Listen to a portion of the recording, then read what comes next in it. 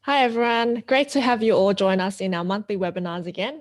For those first time joining us, my name is Grace and I overlook all the exciting things that happen at BenQ, including helping host and organize these awesome webinars.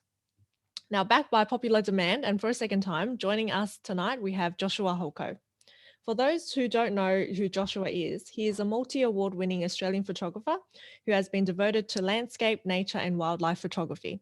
Joshua is a fully accredited Master of Photography and a member of Australian Institute of Professional Photographers. Plus, he is also our BenQ ambassador. Now, specializing in the polar and subpolar regions of the globe, his work celebrates the extreme latitudes of the polar environment. And just going through some of our topics today or tonight, Joshua will share his tips and recommendations on equipment and clothing, as well as some sample photos and videos. He will also touch a little bit on soft proofing, why color calibration and accuracy is important. He will mention our new model SW271C, and we'll also have a short Q&A session. Now, feel free to ask any questions that you may have during the session, and Joshua will try his best to kind of answer it while he's going through his session. Otherwise, if we can't get back to you or answer now, we'll get back to you at the end. There'll be another EDM sent out tomorrow with all the webinar details. You can also reply to that and ask the questions through there. This session is also recorded, so this will be uploaded onto YouTube tomorrow, and I'll send you out all the details when it is ready. So we'll also include some of the links in the chat if you want to check out more of Joshua's work or follow his blog. Now, Now over to Joshua.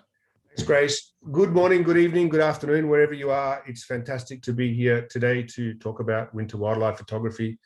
For those of you who perhaps don't know me and haven't sat in on a webinar that I've done before, I'm really a specialist polar photographer. So winter photography is kind of not only my passion, but it's been my home. So it's a real pleasure to be able to talk about it and share my thoughts and things I've learned over the years doing winter photography.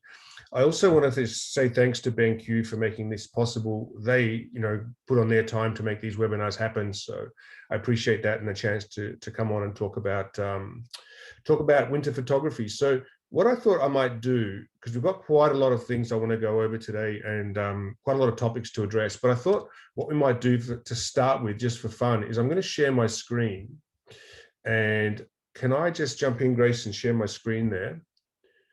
See if I can stop the other share screen. You should be able to. Yep. Okay. Hopefully you should all now be able to see a black screen. I thought I'd just play a very short video for you of some winter wildlife photography of Arctic fox. I made a couple of years ago in Iceland just to get us all in the mood. And I'll just talk a little bit about it. I did a project on the Arctic fox in winter in Iceland over a period of about 5 years, and shooting in some pretty wild weather. As you can see here, I did almost all of it from snowblind or a hole in the snow. And I learned a lot about what works and what doesn't work, when you're out photographing these kind of conditions. Now, hopefully, did everybody see the video there? Some people said they didn't see the video. Oh, that's a shame. Okay, well, I'll tell you what I'll do instead. I will see if we can get the some of the images up instead.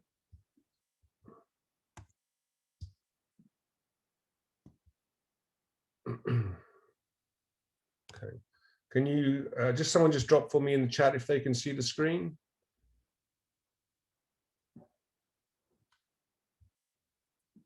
Grace, can you see my screen okay? Okay, for some reason that's not coming through.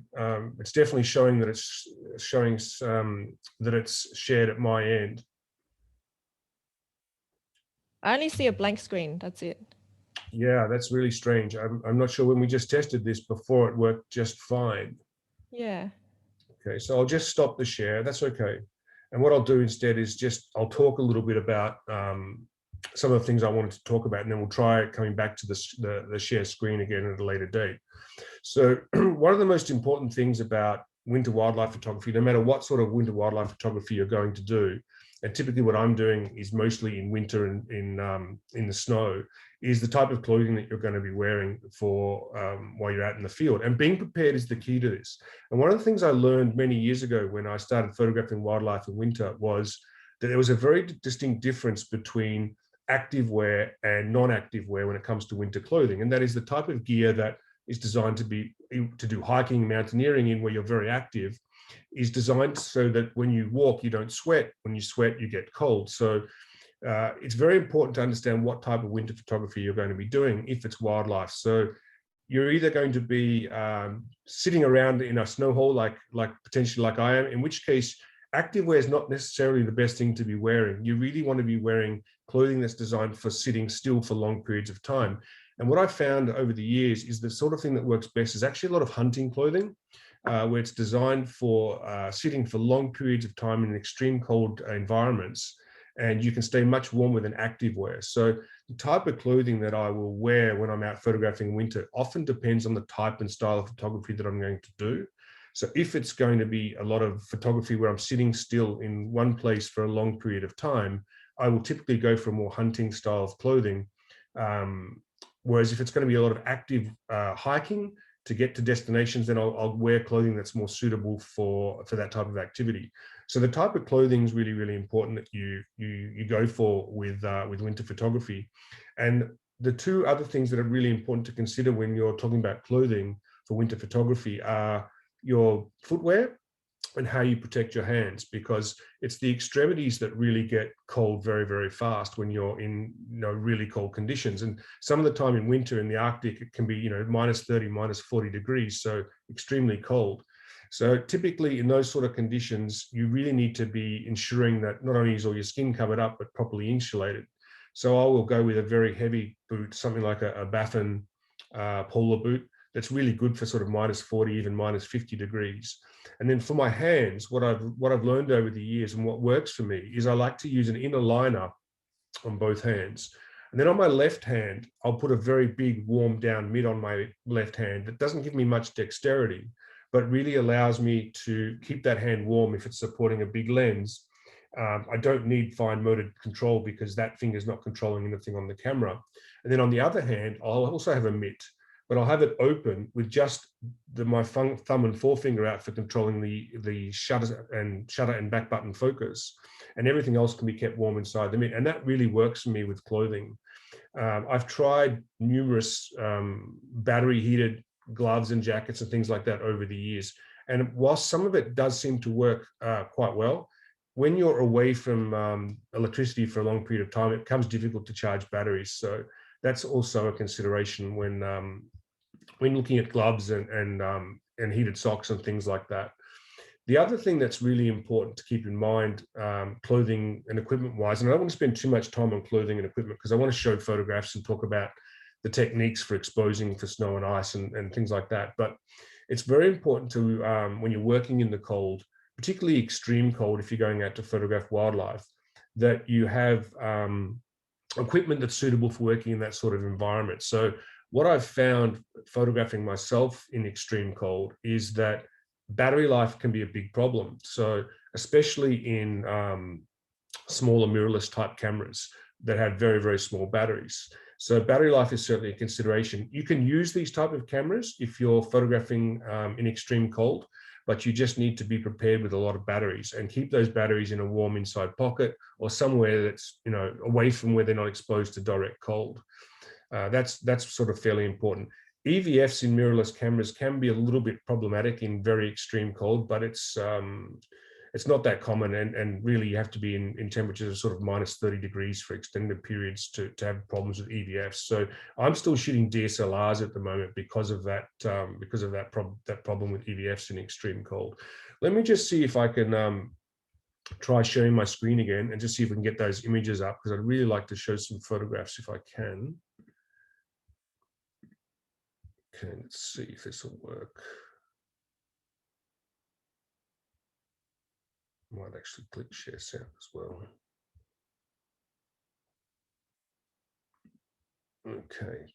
How about that? Are you guys able to see my screen at all as yet? Someone just dropped for me in the chat if they Little can. white screen. That's really unfortunate. I'm not quite sure why that's the case.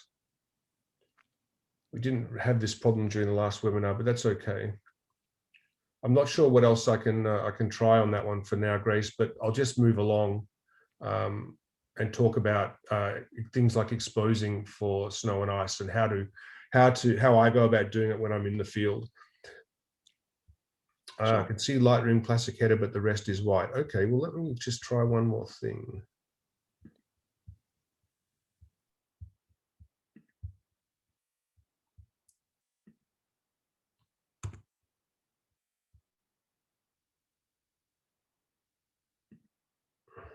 Okay.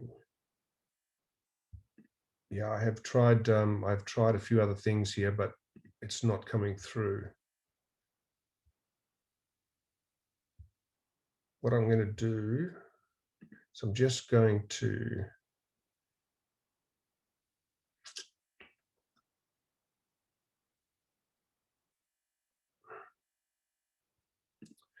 I apologize. I just can't seem to get my screen sharing to work, even though it's showing that it's working at my end. And I've even got it all in the same display window,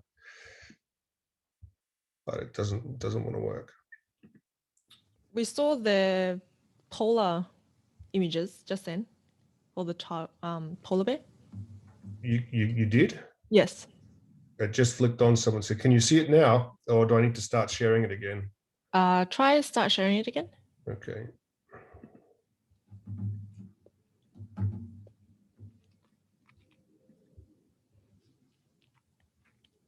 Just let me know if it comes up. I don't want to waste too much time trying to get this screen share to work, given it was working before. No, you can. We can only see the Lightroom header. Yeah, I'm not quite sure why that is the case. Oh, there we go. We can see that. Well, I can see Okay, fantastic. I think I just found the problem. It's got something to do with the way Lightroom is minimizing or going full screen. Oh, there we go. Oh, Okay. it's gone again. No, that's okay. I know how to get it up now. So we should be in business. Thanks for your patience, Perfect. everyone. So I just want to talk a little bit about, I'll just bring up an image while we do this. I just want to talk a little bit about exposure and how I go about doing that when I'm out in the field. So the way camera's sensors read a scene is they read everything as 18% gray. So if you point a camera and expose at snow, the camera will try and send it pure gray, which means it will underexpose the shot. So you need to compensate for this. Now, there's a number of ways you can do this depending on how you are photographing and what mode you like to photograph in. I like to photograph in manual mode. So I just set my exposure, I make a photograph, I look at the histogram, and then I'll adjust as I need to for my exposure. If you're shooting in aperture priority, a really nice trick that you can do, if you can link your spot meter to your autofocus point, you can then place it on the white of the snow and set it to usually +1.5, +2 stops. And that will almost always give you a perfect exposure of the snow, provided that you have that spot meter on the snow.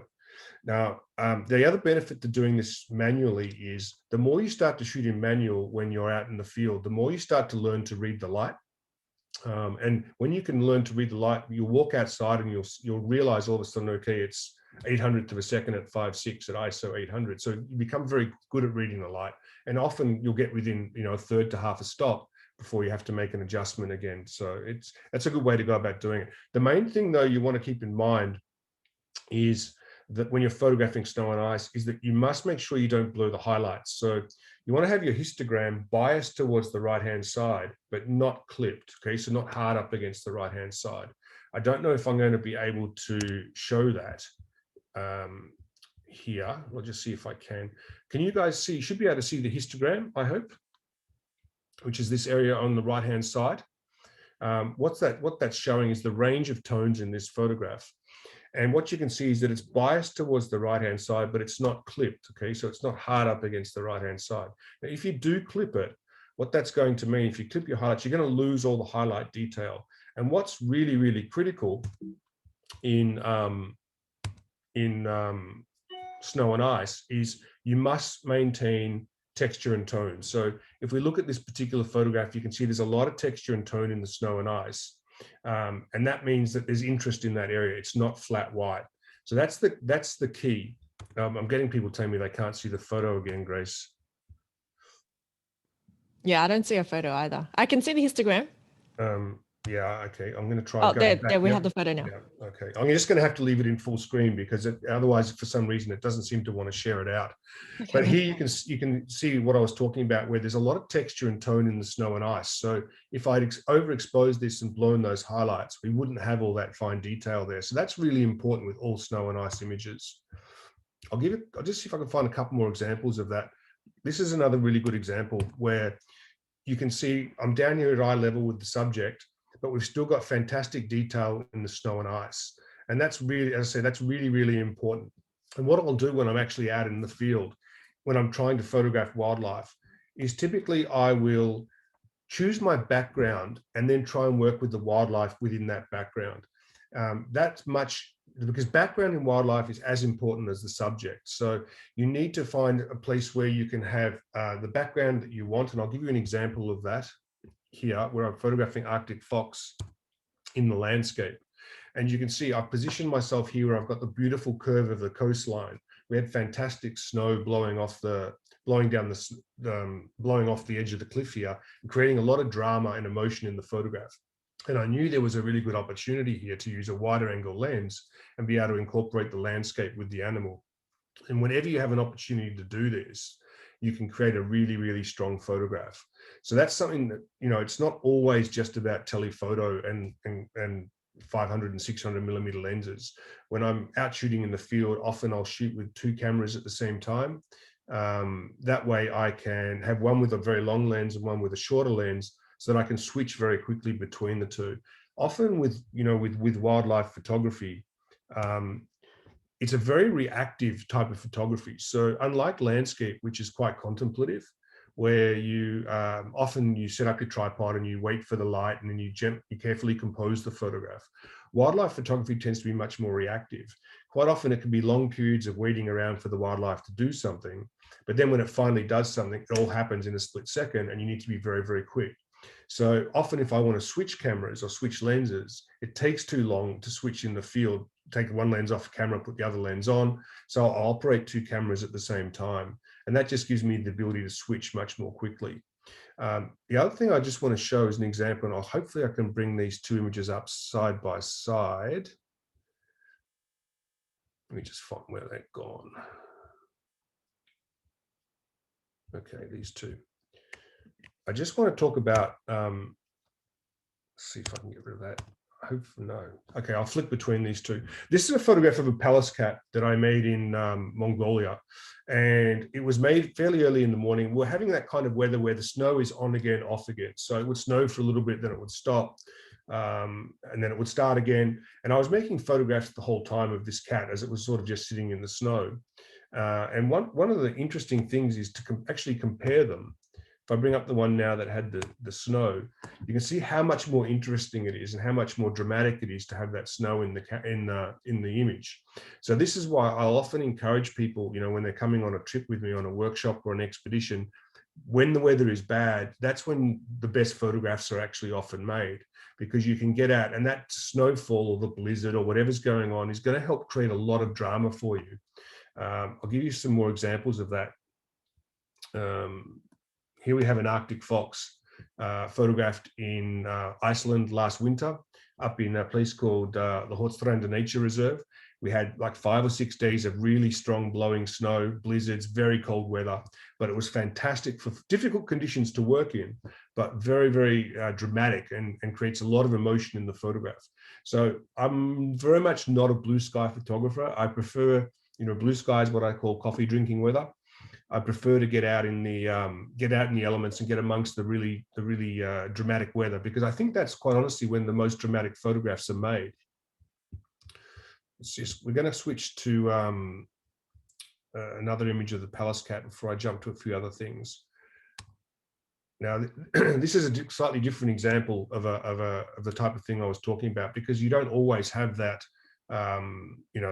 blowing snow and blizzard to play with. Sometimes you have, clear skies and good light as well. And that's what we've got going on here. So when I was working out how I wanted to photograph this cat, where was the best angle, there are a number of factors I had to take into consideration. One of the first of which was I had to find a clean pathway between myself and the cat, because there are a lot of reeds and grasses in the way, as you can see here.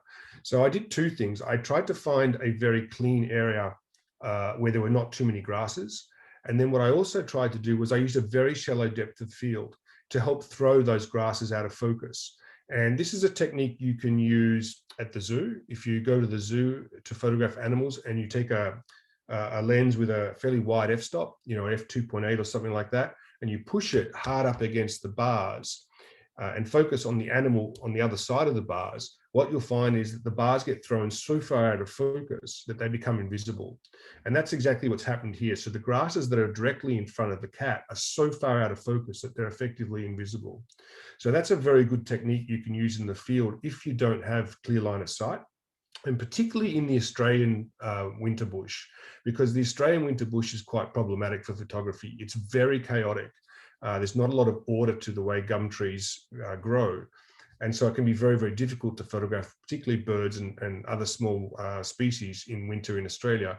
So this is often a technique I'll use here if I'm dabbling in winter photography in Australia, as we are at the moment with lockdown. Now, the other thing that's worth noting about this photograph is the background. So we've got very, very nice light in the background. Obviously, this is very late in the day.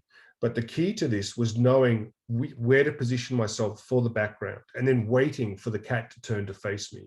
Now, I think when I did this from memory, the cat was actually facing the other direction, but I went over and I lay down where I wanted to be, where I had the clear line of sight, and the cat I knew would turn around to see what I was doing and to watch me. And that's exactly what happened. And that way I was able to get the clear line of sight, but I was also able to get that nice light in the background. And that's, you know, background, as I say, is everything with wildlife photography. It's really the key in many ways to unlocking a great photograph. If you choose your background first and then wait for the wildlife to come into the shot, you will get a much better photograph a lot of the time, because simplicity wins with wildlife photography, and generally with photography, full stop. It's a subtractive process. So when I'm composing photographs in the field, I'm looking through the viewfinder and I'm thinking about, okay, what can I take away from the photograph? This is perhaps a good example of this polar bear. What can I take away from the image? What don't I need that's going to make this a stronger composition? So when, excuse me, so when I was looking through the camera photographing this polar bear, I noticed that there's this really nice piece of ice floating off to the left of the bear. And I thought, well, that really nicely balances the frame with the bear. The bear's kind of looking that direction at the moment. And then just further to the left, there's more ice. And that really wasn't helping the shot. It was actually becoming a distracting element. So simplifying the frame down is critically important in winter photography. Just include what you need to make the image strong. Quite often less is more. And in winter, particularly if you're shooting in snow and ice, you really have the benefit quite often of having extremely clean backgrounds. That's one of the things I love about winter photography in particular. When you're photographing the snow and ice, it's very easy to get a nice clean background for your subject, much easier than it perhaps is in other seasons. And I find that very, very appealing to me, that sort of high key winter type look. I'm just going to show a few more where I want to talk about background. Let's see if this one will come up. So here we have a male and female polar bear, and obviously quite a lovely sort of intimate moment with beautiful light on the mountains in the background. And this is another great example where I chose my background and then waited for them to walk into the frame. Because, you know, if I'd been a few, not 10, 15, 20 degrees, whatever it was, left or right of this, I wouldn't have had those beautiful pink mountains in the background. Now, you don't always have the luxury of being able to do this, choose your background. But when you do, it's well worth putting some thought and consideration into it, because it makes all the difference to the final image. The combination of background with being low down with your subject so that you are at eye level creates a far more intimate photograph than if you're at a higher level up. Like when you're looking down on a subject, it's much more voyeuristic than it is to be at eye level. Even with something like a bird, you know, here we have a ptarmigan in its winter coat that I photographed in Svalbard up in the Arctic. And this is a photograph that I made simply by lying down on the snow and putting my camera down on the snow and using the camera as using the snow as a tripod rather. And that's something that I also do a lot, and I really recommend people do when they're out photographing wildlife, is get down on the ground, lie down on the ground, because that if you can connect with your subject at eye level, it's going to be a far stronger wildlife photograph. That's irrespective of whether you're photographing in winter or summer or whatever other season it might be. The eye level is key to connecting with the subject, just like in portraiture, or just like when I'm talking to you now, I'm not doing it from looking down on high, but I'm trying to do it at eye level. That's really key as well. Okay, let's shift gears a little bit and talk about one of the other things I like to do when I'm out in the field, which is I tend to try and be very specific about what it is that I'm trying to achieve when I go out to photograph winter wildlife. So I don't go out with the idea that I'm going to just see what I find and hopefully I'll make a good photograph of whatever I find. I try and set myself a target or a goal. So today I'm going to go out and I'm going to try and photograph Arctic fox, or I'm going to try and photograph ptarmigan, or I'm going to photograph Gen 2 penguins, or whatever it might be. And I try and focus on that one subject. And I find that by doing that, I'll create much stronger images of that subject. Now, the portfolio from the day may not be as diverse, but typically I'm going to come away with 1, 2, maybe 3 or 4 images that are far stronger than if I'd gone with a shotgun type approach. And I think, again, that's a good good technique and tip you can keep in mind, irrespective of the type of wildlife photography that you're doing. I think when you go out with a focus and when you go out with a mission, generally we tend to create better photographs. And that's something that I try very hard to do, and I've continued to do in sort of all my winter photography. I'm going to just bring up a couple more images. I want to talk about some more images. Okay, let's have a look at this example of emperor penguins. So this is another really good example of not only just getting down low and choosing the background that I wanted, but knowing when to be out in the field, when is the best light. So typically in the polar regions, the best light, depending on what month it is, but in winter particularly, the best light is obviously either end of the day, but you usually get more of it. Typically you might, depending on how far north or south you are, you could get quite a few hours of really beautiful golden light to work with, and that makes life much easier than perhaps the 5 or 10 minutes that we typically might get here in Australia where I live. So that's something I'm always looking for as well, is when I'm photographing in these environments, I like to do my research. I like to say, okay, well, what's the weather going to be doing? What is the best time to be out to give me the best chance of good light? And that's the time that I'll go out and then try and sleep and do everything else that I need to do around those hours. So this particular photograph of emperor penguins was made around midnight. It's on the sea ice at Gould Bay in Antarctica, which is in a very remote part of the Weddell Sea, quite a difficult place to get to, but well worth the effort to get up at midnight and walk out the 2 kilometers it was to this colony from my tent and spend time photographing when you can get this sort of light, and then spend the blue sky part of the day sleeping and processing images and all that sort of stuff as well. Okay, I'm going to show a couple more images here. Let's see here. One of the other things that I really love to do when I'm out photographing wildlife, wildlife for me, it's very much about the gesture of the animal a lot of the time. So things like paw position are extremely important. Can you see all 4 legs of the polar bear? What is the paw position? Do we get a feeling and a sense of movement in the photograph? Because that's very important as well. Photography is, it's a still medium. We don't have the benefit of video. So we have to give the feeling of movement in our photographs. And that's quite hard to do. So paw position, particularly for, things like polar bears, Arctic foxes, reindeer even, is extremely important if you want to create a sense of movement.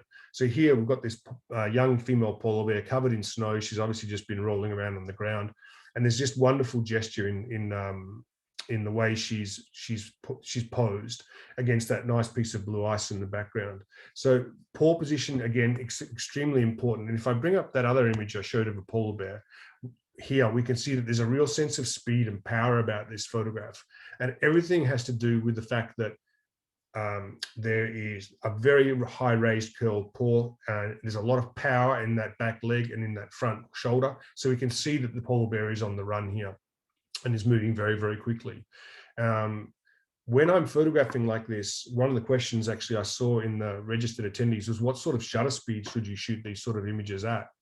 And typically I will try and, if I've got a potential like this where I think the subject might be doing something and moving very explosively or fast, I will try and be somewhere around 1,000th of a second to make sure I'm freezing the action. And here we were, I think, at about 1,000th of a second from memory. And that was enough to freeze the bear and still capture a great feeling of motion, especially, we've got that little bit of snow that's exploding up under his feet as well.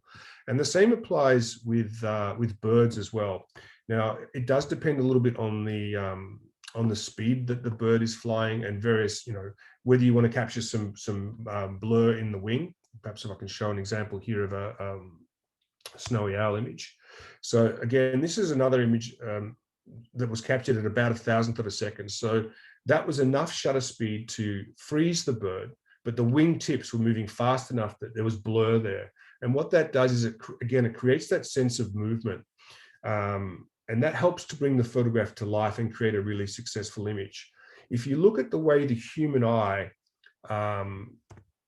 views birds in flight, we never see a completely frozen wing unless the bird is cruising. If the wing is moving, it's always blurred to our eye. So trying to capture that same sort of blur in the photograph is a very natural look. And something I think works really, really well. And you can experiment with this in the field. You can try different shutter speeds and see what works for a particular species of bird, because some obviously fly faster than others.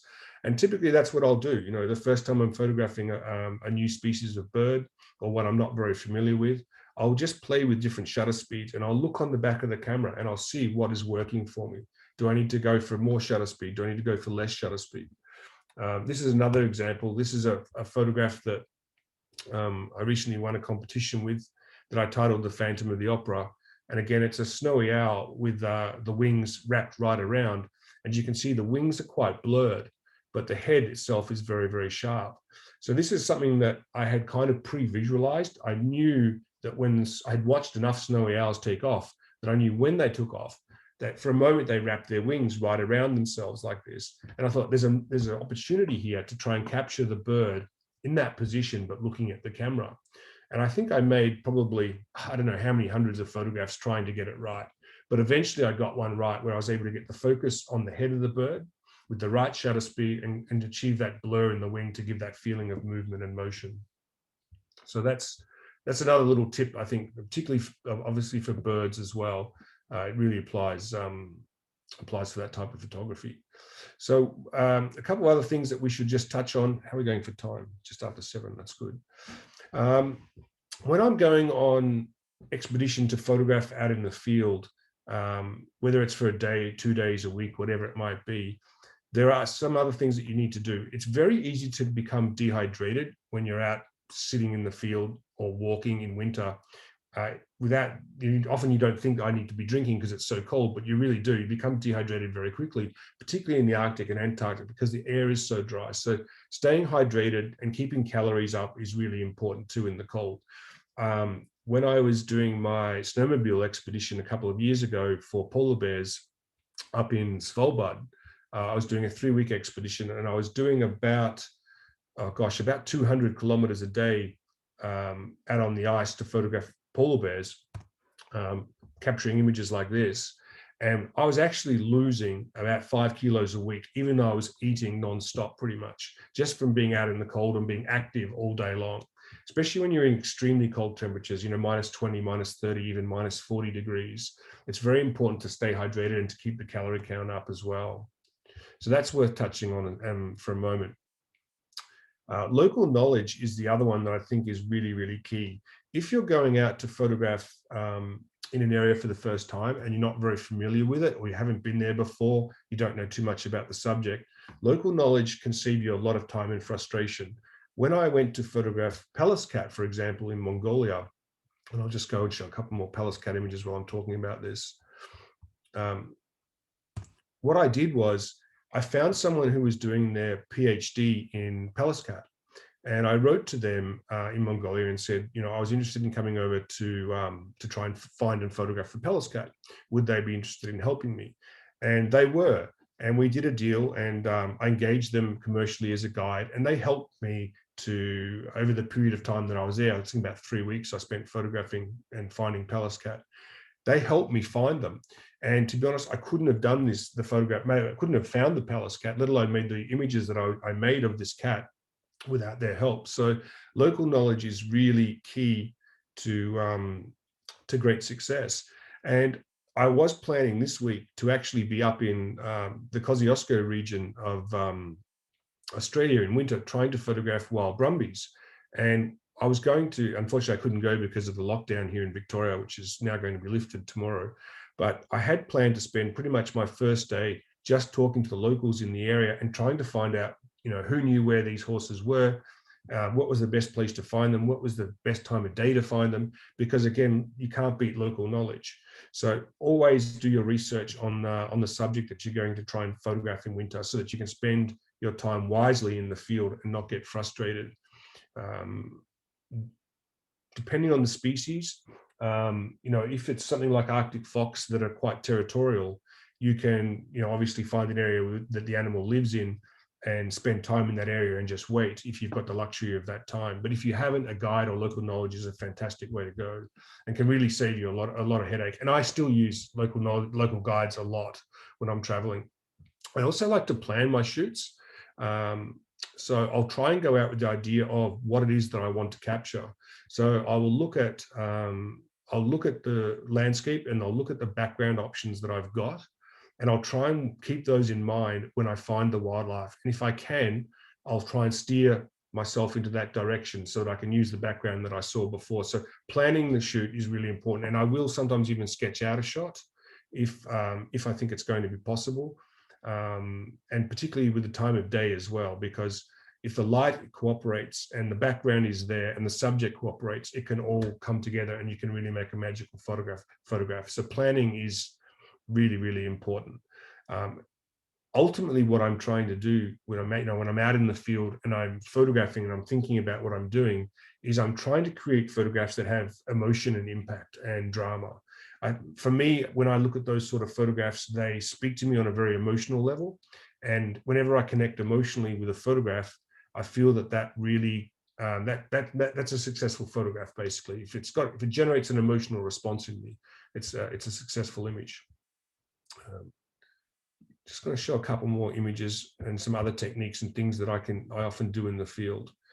This perhaps is a good example of minimalism. And again, it's a technique you can apply to winter photography if you have plenty of snow and ice. So you can use that to your advantage. And here we've got some emperor penguin chicks right, obviously smack in the middle of the snow and ice. And what I did here was I got down very, very low on the ground. I laid the camera on the snow. And again, I used a very shallow depth of field to throw everything else out of focus. So I ended up with this very nice soft transition between the snow and the emperor penguin chicks, and a very minimalist photograph. And that's a technique that you can use very, very easily in the field. You can do it even in grasses and things like that. You can use that same technique to help create a very clean background and soften things around the animal. High key images like that are really the domain of winter photography. I've got a couple more here I'm going to show that sort of demonstrate this. I want to show the reindeer. Have I got the reindeer here? Yes. Okay. So this is an image of 2 sparring reindeer that I made in winter in Svalbard. And when I took this photograph and I looked at the back of the LCD screen, I felt that it just lacked a bit of drama. It just didn't quite have, even though the snow was blowing and it was a high key scene and there was no color in it, for me, it just lacked a little bit of drama. So what I did was I just tilted the camera a little bit. I broke the rules. I just tilted the camera a little bit to put more of an angle on the ground. And that gave me the movement that I wanted, and it gave me that little bit of extra kick in the photograph. So that's also a really good technique you can use in the field. And if you're shooting big telephoto lenses, 300, 400, 500, 600, whatever it might be, typically they have a tripod collar where you can actually rotate the lens. So I can sit the lens on its lens foot on the snow. I can loosen the tripod collar, And I can then actually just quickly tilt the camera if I want to get some more angle on the subject. And I have another example of that here, where I did the same thing with this Arctic fox. Again, it's a very high key image, but by just tilting the camera slightly, I get a real feeling of there's more emotion, there's more movement going on here than it would be if it was just a flat horizon. And that's a good technique to use out in the field. You can really, ingest a little bit more impact in your photographs. The other thing that you need to do as well is look for what I call the 3 F's of wildlife photography. So feeding, fighting, and fornicating. So whenever you've got an animal doing one of those 3 things, it's doing something interesting, you're going to have an opportunity to make a great photograph. So here we have an emperor penguin chick being fed by its parent, and it creates a very interesting photograph. Typically, we don't really need just another head and shoulders shot of a penguin, although it's fun to do it. So look for those moments, look for action, look for drama, look for interaction between wildlife, and be ready. If you know your camera and you know it really, really well, then you'll be able to capture these sort of moments. And that's critically important in wildlife photography in general. You've got to know the camera, you've got to know the tool that you're using extremely well. I like to say you need to have muscle memory for it, so that you're not fumbling in the field on how to do something when the action happens, because that's how photographs get missed. So it's fantastic if you know your camera very, very well. Your brain can be freed up to be completely creative and not have to think about being a technician in the field. And then you won't miss moments like that, which often are fleeting in wildlife photography. They don't last very long. Sometimes you can spend hours waiting for wildlife to show itself, and then it might slowly walk out of the forest towards you. You're making some photographs, but then something happens, a twig snaps in the distance, the wildlife all of a sudden is alert, and then a second later it runs off. So the moment is gone very, very quickly in wildlife photography. So being prepared and being ready so that you don't miss those images is really key and really critical to capturing great shots. So I'm going to just show now an image that was made by a participant of mine on one of my Arctic fox trips, and I just want to show it to talk about clothing in the field. So here, this is a photograph of me in a very heavy blizzard up in the north of Iceland in winter. And we spent probably 3, 4, 5 hours at a time out in this weather photographing Arctic foxes. And we could do that because we were properly prepared for the sort of weather that we were shooting in. Now, obviously, changing lenses and things like that in these sort of conditions is extremely difficult, and you really don't want to be changing lenses in a blizzard like this. So multiple cameras is a fantastic tool to have when you're shooting in this kind of weather. If you need to go to a shorter lens or whatever, you can just grab a different camera. The other thing that's interesting to note here is, other than a small section of my face, I'm completely covered from head to toe, so no exposed skin, because frostbite sets on very, very quickly in this sort of weather, in these sort of environments. And the early signs of which are usually just pins and needles, but then you can end up with a white patch of skin, which can still be recovered from. But after that, you can end up in real trouble with frostbite. And it can happen in as little as just a few minutes in these sort of strong winds. So being covered up, as I said earlier, is really, really important. Okay, let's just shift gears a little bit and talk about post-production and how we deal with post-production when we get our winter wildlife photographs back into a warm environment and we can work on them. I mentioned earlier the importance of texture and tone in snow and ice. That's really a big factor in creating a successful winter photograph. If you can get texture and tone into your ice and snow, you're going to have detail there, you're going to have interest, and it's not going to be a boring flat white area. So how do you do that? Well, the first thing you need to do is not to overexpose. So make sure, again, that histogram is properly exposed. But then after you get it into whatever your post-production software is that you're using, I'm using Lightroom. What I like to do is to set my white point, set my black point, set my white balance. And then what I'll do is I will look at adding some texture with the texture slider. Or the other way you can do it is you can use, if you've got the NIC series of plugins, you can use tonal contrast as well in the highlights. That will also help you add a lot of texture and tone to your snow and ice. It can also be done with a standard S-curve in Photoshop. and then masked into the area that you want to have it in. But that's really important. Texture and tone is the key to it. And you should expose, when I'm exposing in the field, I'm exposing for the snow and ice. I'm exposing for the highlights in the scene, and let the shadows fall where they may, because you can always bring up the shadows. If you're photographing a dark blue morph Arctic fox against very bright white snow, you have to make a decision. You're either going to expose for that dark white, dark fox, or you're going to expose for the bright highlights in the snow. So always expose for the highlights, let the shadows fall where they may, and then you can bring up the shadows if you need to in post-production. Particularly now with modern cameras being as good as they are, even 4 stops of underexposure is rescuable nowadays in these files. So always expose for the highlights. I think that's a key. That's the key to it. We talked a little bit about shutter speeds. I want to talk a little bit more about separating subject from background, because that's very important to understand, and what the relationship is between where your subject is, what lens you're shooting, and how far between the subject and the background. So if you want to have these nice, soft, sort of out of focus backgrounds, and I'll bring up an example. Let's see here. Something that's not too high key to show you what I mean.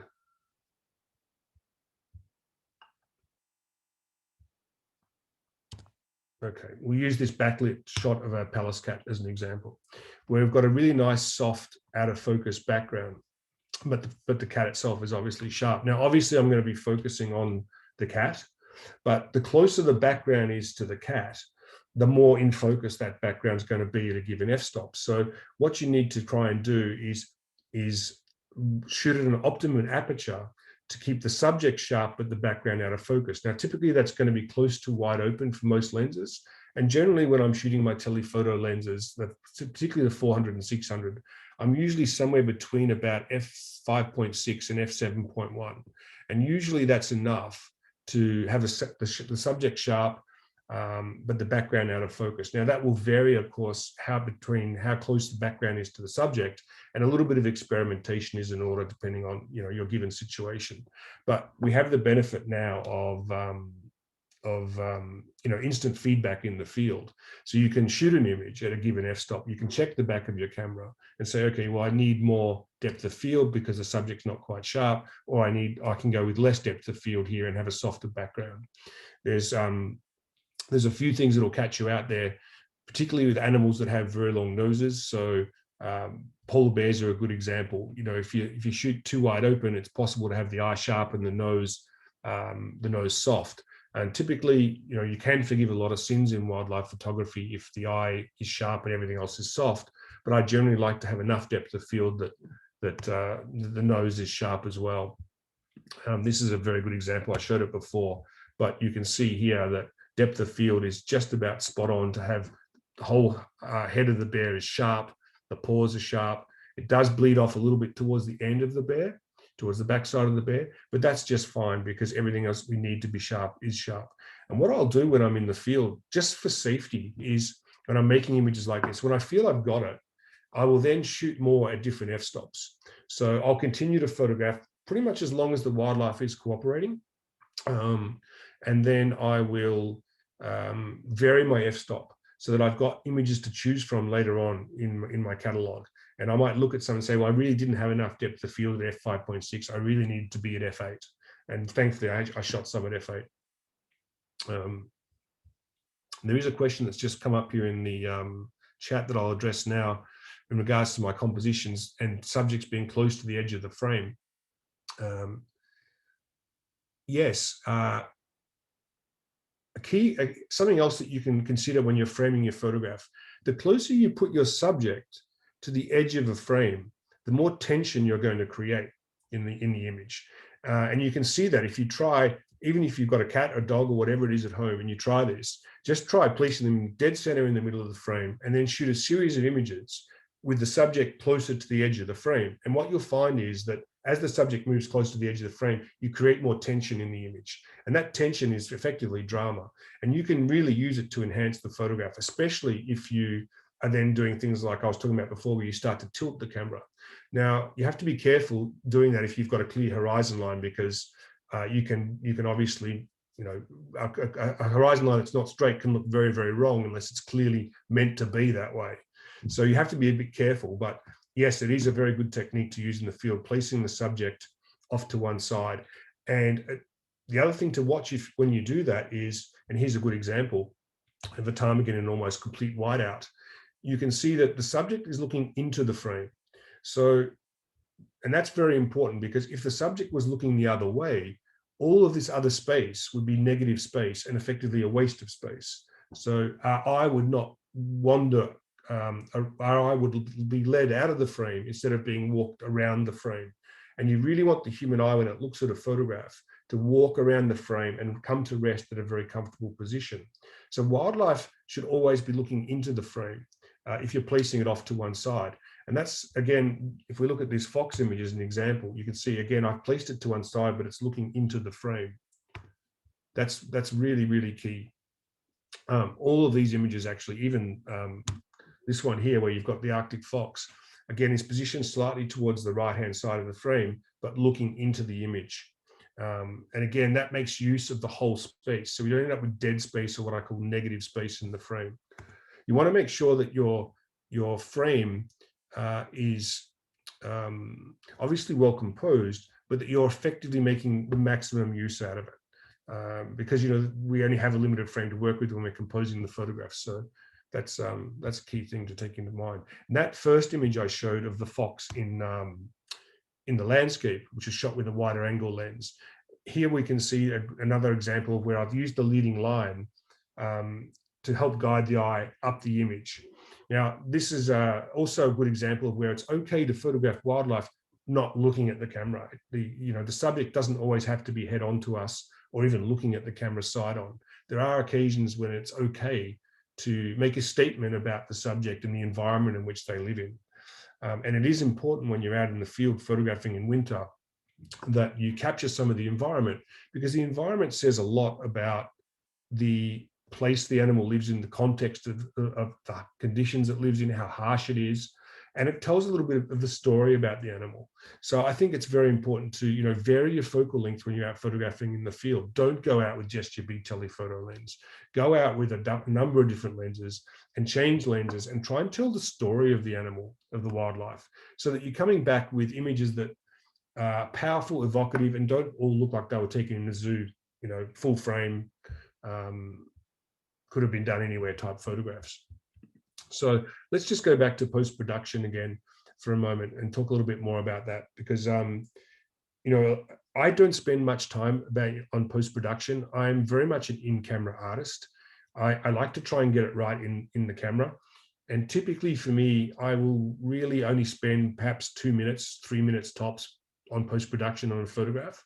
If I can't get it right in that period of time, generally it's not a good photograph, and I'll just put it to one side.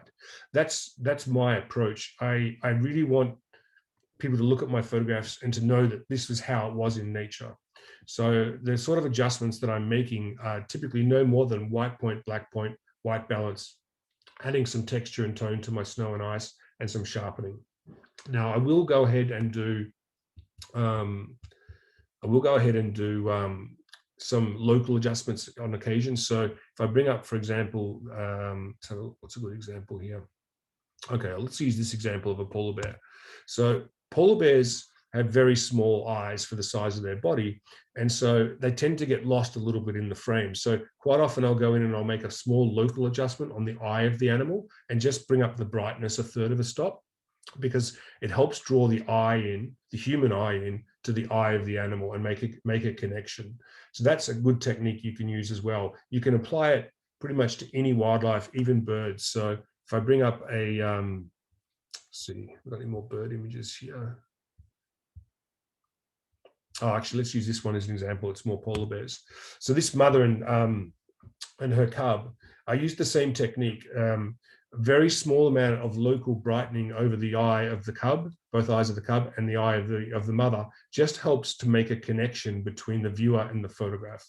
Really good technique you can use. And the other thing that you can do in post-production that I find quite effective with bears particularly, in fact, anything that's got fur like this, is you can do a local adjustment with, again, a little bit of texture if you're using Lightroom, so say 10 or 12 points of texture, and that will really help to bring out all the fine detail in the fur of the animal. It's a little bit just like local sharpening, and can be very, very effective to help lift post-production in your image. Okay, I want to move on to color management because time is drifting away. The first thing I just want to say about color management is, if you're going to do winter wildlife photography, in fact, if you're going to do any photography seriously, you really have to be working on a calibrated display. Now, this is particularly important when you're working, in my experience, with images with snow and ice, because it's very easy to end up with a color cast, cyan or magenta, if you don't get the white balance right. And any snow or ice that ends up with a cyan or magenta color cast in it is going to look just wrong. So color calibrated display is really critical to working on winter images, and it's really the first step to getting a good photograph once you get back into post-production. So that if I'm working in the field on my laptop, typically I'm not doing post-production because the screen's just not good enough.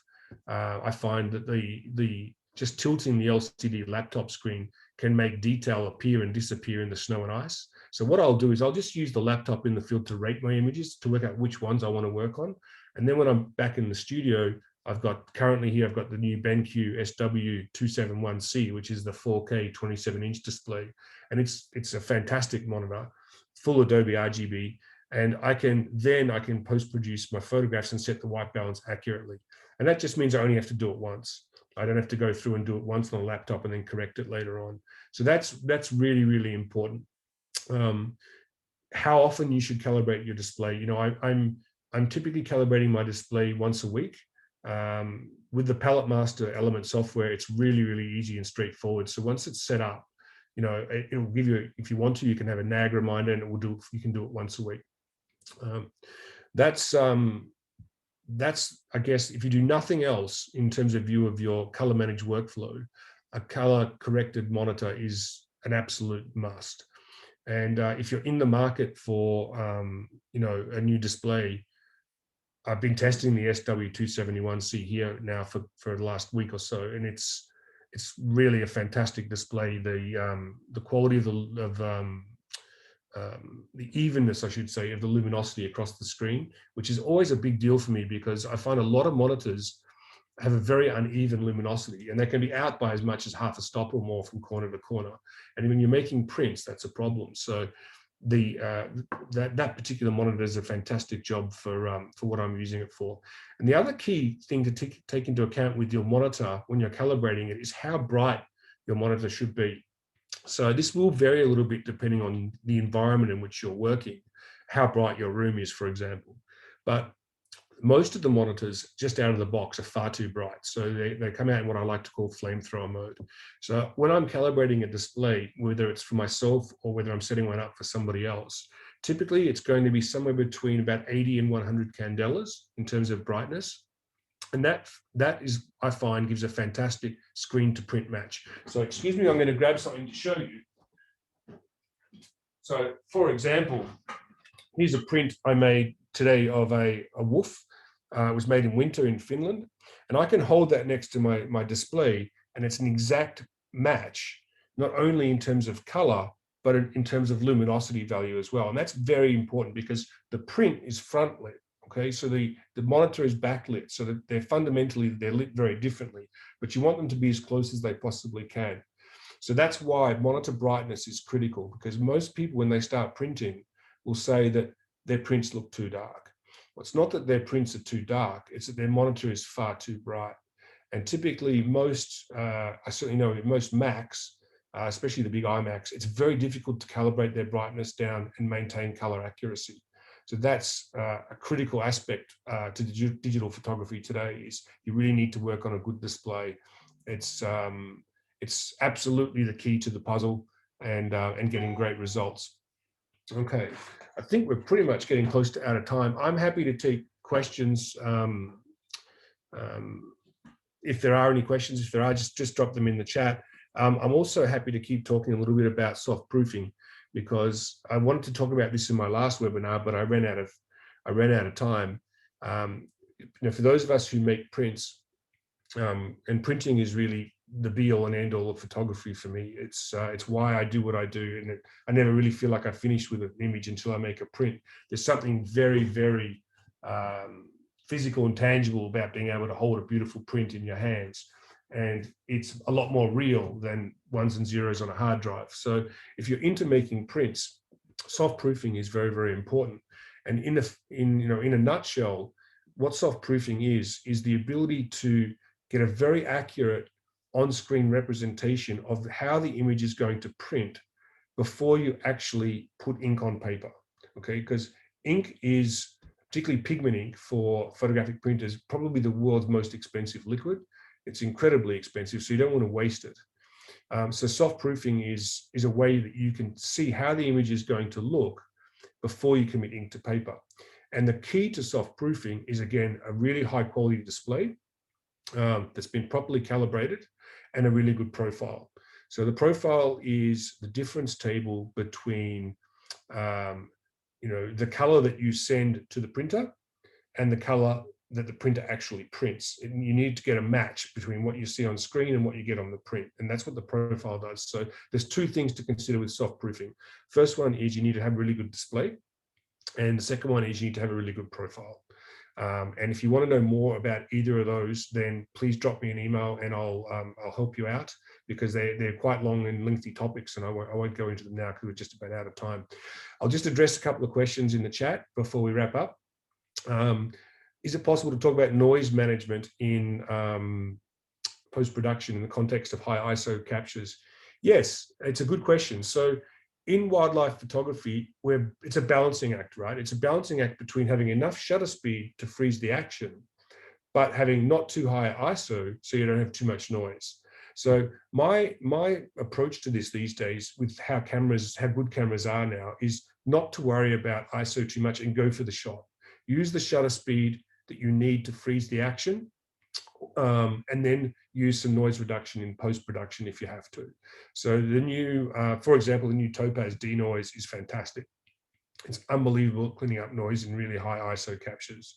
So I will prefer to get the noise and get have some noise in the shot and get the shot sharp, than have perhaps a blurry photograph. Now there are times where blur is what I'm looking for. I'll go for very slow shutter speed because I'm wanting to get blur in my photograph. But in the context of noise, yeah, don't worry about it so much. Go for the shot, use the shutter speed that you need to get the photograph, and then fix it with noise reduction if you need to in post. How do I handle safety concerns when working with animals like polar bears? You do have to be extremely careful. That's the first thing I would say. If you're photographing polar bears from ship, which is how I generally run most of the expeditions that I take participants on, it's really not a problem because we have the ship as a barrier between us and the polar bear. If I'm working on my own, out on the ice, making photographs like this, where I'm lying down, there's nothing between me and the polar bear, and the polar bear can run 100 meters on ice in 7 seconds, then yes, you have to be extremely careful and know what you're doing. You have to recognize the signs of aggression from wildlife and know what the safety margins are, know how close you can get, and have an escape route. Safety has to come first at all times, particularly with animals like polar bears, because not only because they're so large and dangerous, but because I would never want to put myself or anyone else in a position where that bear might be harmed. And if that bear was to attack, it would certainly, would probably end up being shot. So, and that's the last thing I want. So there are times when I've been out photographing polar bears on my own on the ice, and the bear is clearly in hunting mode and quite aggressive. And I just will not go anywhere near it. I'll just say, okay, well, this is not the bear that I can choose to photograph. I need to find another one, because they have personalities and like any animals. So understanding the subject is really the key, and before you go and photograph any subject for the first time, I think it's a good idea to read a lot about it and learn about it, because the more you know about a subject, the more likely you are to get a great photograph. What distance am I from polar bears, and do I camouflage myself regarding the mother and infant bear? It varies. Sometimes, for example, let's bring up that photograph while I talk about it. This particular shot of a mother and cub, this is a very unique situation where the mother and cub were quite a long way away from, this was actually made from Zodiac, I should say, first of all, which is a small rubber boat. So the bears here are actually standing on the edge of an ice floe, and I'm actually sitting in a small rubber boat.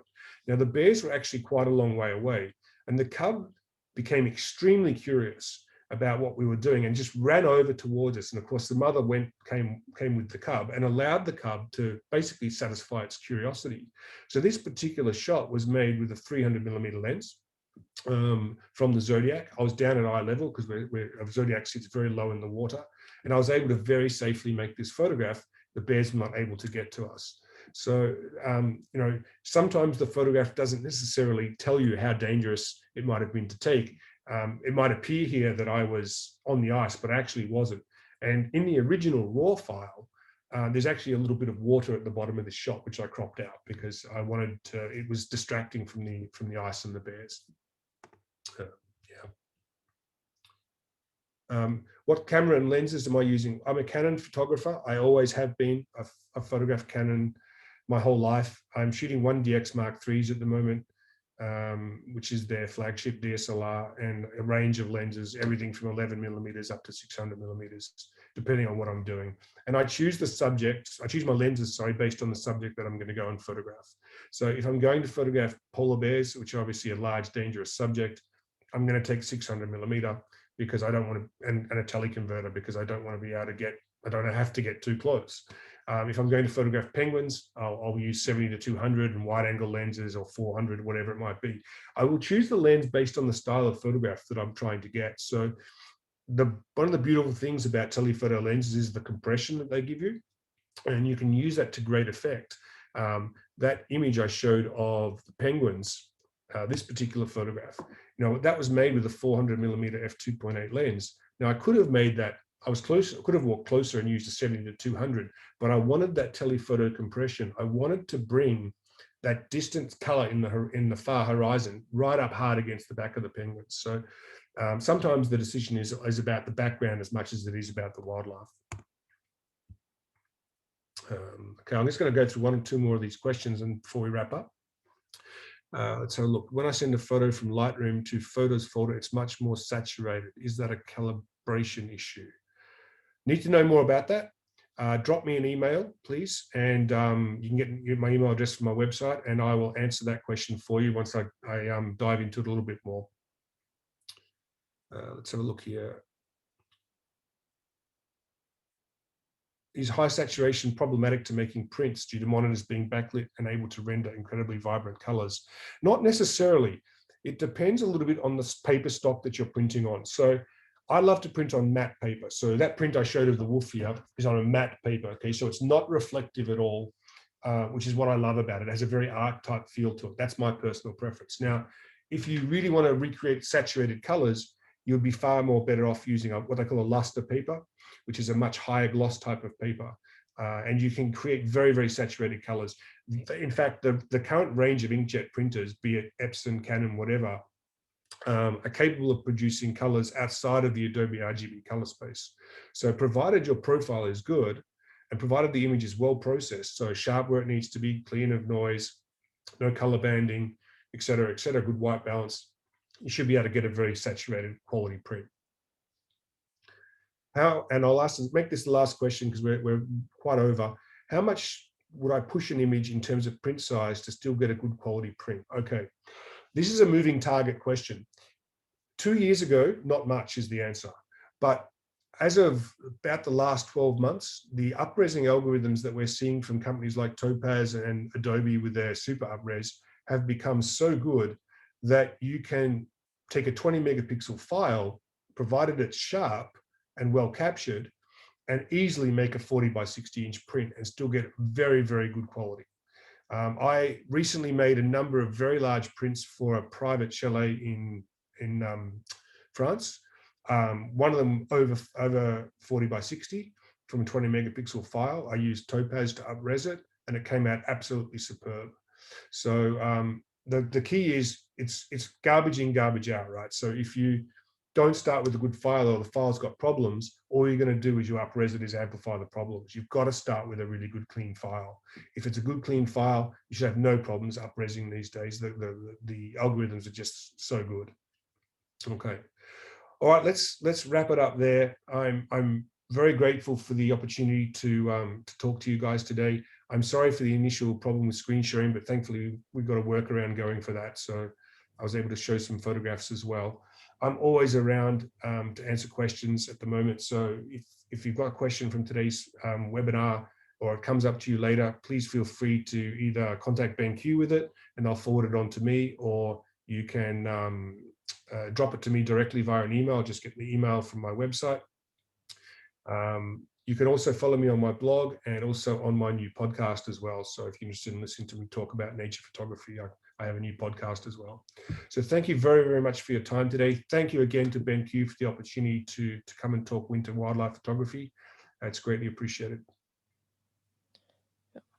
Okay, thank you, Joshua, again for this great, wonderful session. We hope everyone has enjoyed his return and was able to grab some further insights. I'd also like to thank our attendees again for taking your time out to join us. This session, as mentioned, is also recorded and will be available tomorrow. I'll be sending out an email with all the details on where you can rewatch this session again. Now, if you, as Joshua mentioned, if your questions were not answered, we can answer that afterwards. Feel free to contact us from the email that I'll be sending out tomorrow, or contact Joshua directly. There's also a quick survey to fill out. Once you click end this session, this will help us, provide your feedback and how we can improve on future webinars or things that you want to know for the next session. Let me share my screen. Currently, we also have our end of financial year promotion on some of our photography monitors, so SW240, SW321C, which was also a monitor that Joshua has been using as well, and also the SW270C. You can find all the details of this on our website as well. All right. Thank you, everyone. We'll see you next time. Thanks so much, Grace. Thank you, Joshua. Okay, take care, everyone. Have a great night.